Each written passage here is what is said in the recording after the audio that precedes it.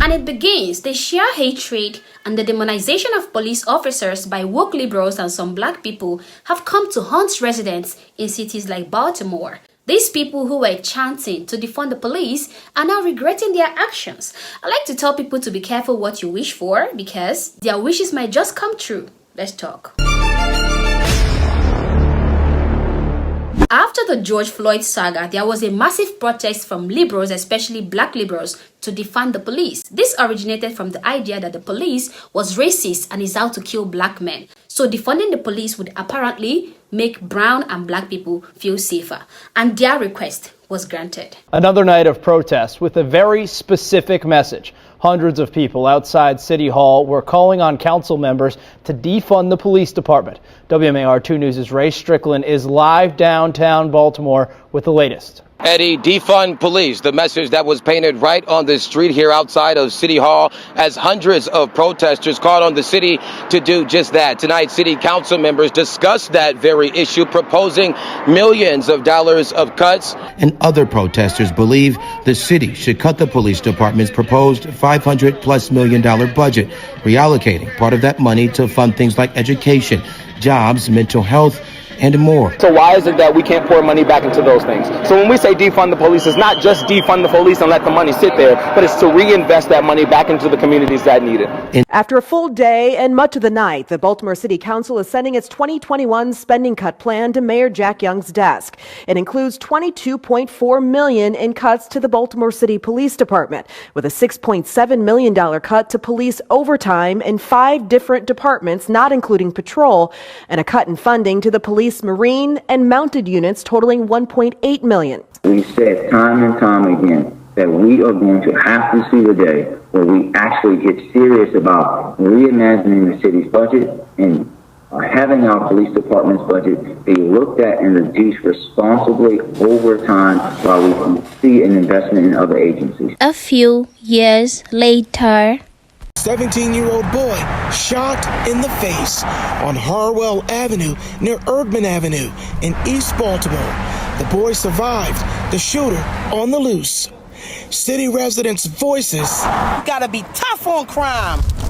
Still resonating from shootings, carjackings to stolen vehicles. And the juveniles involved faces of frustration this week and their concerned voices. About nobody come and try to steal my car, you gonna have something for you. I'm 49 years old. I work hard for my little piece of crap. I be damn one of these little kids come and try to steal my cars. I'm gonna give them something they could get stolen. I'm not playing that. People work hard for their cars. Tonight, Eurypsy Morgan. What is happening is that people are getting more and more fed up. Spokesperson for the community group Peace on why the frustrated voices and who should be listening, notably city leaders. This is something that all of us can understand. When you work hard for something, whether it's a vehicle or, a bag of chips, it's your hard-earned time and money. And the fact that any politician would disregard that as simply, quality of life or just an issue that they shouldn't be concerned about, they do that at their own peril. These kids going around stealing people's cars. How would they like if somebody steal their parents' cars? Y'all won't like it at all. So this city went from defund the police hates us. Some of them were saying police should be completely abolished and removed from existence. They went from hating the police to begging for police presence in their neighborhoods. Most of the black people who supported the Defund the Police campaign allowed themselves to be blinded by emotions with reference to the George Floyd case. They digested the rhetoric that police hated them for their skin color. But what they don't understand is that defunding the police means less pay for police officers, no promotion for police officers, no appreciation of police officers, vilification and hatred for police officers. These issues will lead to less people choosing to be police officers and police officers quitting their jobs for lack of appreciation. When you defund the police, salaries are slashed and there is no increase in salaries, reducing the worth of the police job.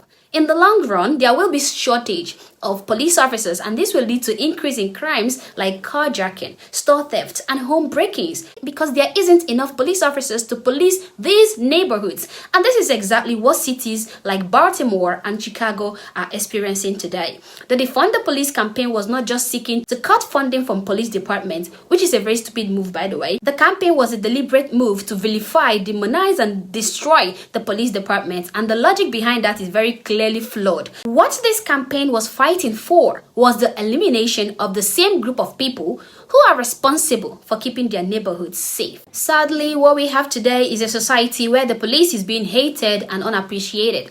Policing today is a thankless job, a job which makes residents hate you on sight. Officers are being seen as the villain. Because of this, so many officers are resigning and very few people are aspiring to become police officers. You always want to be a police officer when you grew up? Always, yes, definitely. Dusty Steele served 11 years, several as chief in the small police department of Blue Mound, Texas. I think it's time I move on. But by September of this year, he'd had enough, handed in his badge, and stormed out of a city council meeting. Why did you decide to resign? In my situation, budget issues. We had been passed over for raises for the past 3 years, and not only no raises, our budget was cut by about 20%. The mayor defended the cuts, saying every city department was affected. But it wasn't just about the money, says Steele, but also a lack of appreciation. Did the job change over the years? It has significantly, yes. It seemed to get tougher for police officers.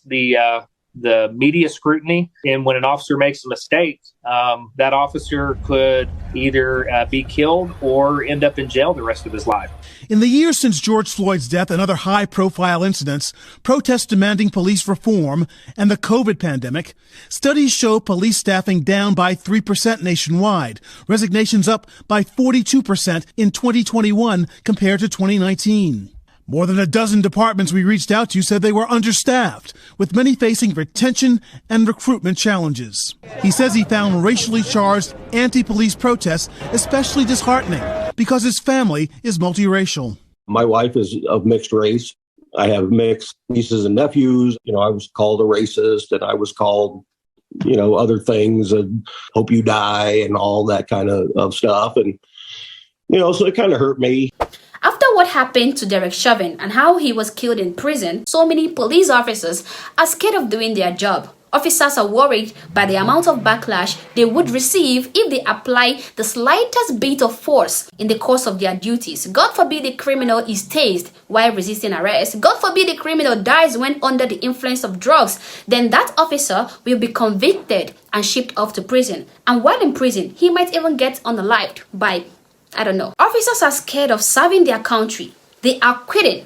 They are resigning. And neighborhoods like Baltimore are suffering for that. In Baltimore Southern Police on Tuesday, it was reported that at one point, there was as few as 3 police officers policing a district of more than 61,000 residents. It has gotten that bad. Anyone willing to work overtime? In the Southern District on Tuesday, there was a plea for officers to work overtime. Minutes later, it went citywide. Citywide, overtime available on today's date, Charlie shift, Southern District. Anyone interested? Baltimore's Southern Police District is the city's largest district, 61,000 residents. And on Tuesday afternoon, sources tell us at one point there were 3 police officers on patrol. Just seconds after the plea for officers hit the airwaves, so did pleas for help. If anyone in Sector 2 can come clear, we have a physical child abuse at Morrill Park, and there's a 10-year-old at the location with bruises all over his body. Okay, we also have a common assault. We have a missing person, 2640 Huron Street. 10 minutes after that child abuse call was transmitted, it appears there were still no officers en route. We still holding that physical child abuse? Yes, sir.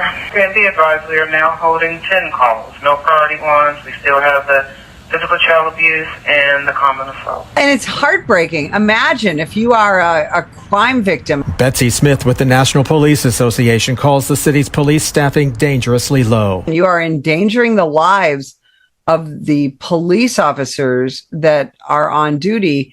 And what that further does is endanger the lives of the citizens. There's 522 vacancies. At a city budget hearing last year, the top brass admitted it struggled with recruitment and is hoping to hire civilians to fill in the gaps. The reason that 9 out of every 10 police departments in this country is short-staffed is because we have been dealing with, here in the United States, this 3.5, almost 4-year vilification and demonization of the American law enforcement officer. Until perceptions change, Smith predicts recruitment will not improve, and the pleas for officers will grow louder. We are getting a much clearer picture tonight of just how critical these staffing shortages are and just how dangerous they can become. It was 4 months ago when gunfire erupted in South Baltimore, turning a Brooklyn Homes block party into the largest mass shooting scene in this city's history. An after-action report found the city was understaffed and unprepared to deal with the crisis. Sometimes when incidents occur and police are called, they don't show up for almost an hour because there isn't enough police officers on duty. The residents of Baltimore are complaining bitterly and are calling on the state to bring over more police officers to their neighborhoods, but they actually brought this on themselves in the first place. I know that Democrats are saying that crime has gone down in Baltimore in the past few years, but when you actually observe reality, you will discover otherwise. Carjacking has gone up by 160% from 2022 to 2023. That's huge. And most of the break-ins and shootings that has been going on are generally unreported by the citizens because in most cases, when these crimes are being reported, there isn't enough police officers on ground to tackle the situation and nothing gets done. So most of the residents end up not reporting further crimes. Like I said before, the residents of Baltimore asked for this and now they are dealing with the consequences. Anyway, these are my thoughts, but I would love to hear your opinion, so feel free to drop them in the comments below. And if you're not subscribed to my channel, please do well to subscribe to this channel, like and share this video, and thank you for watching. I hope to catch you on my next upload. Peace.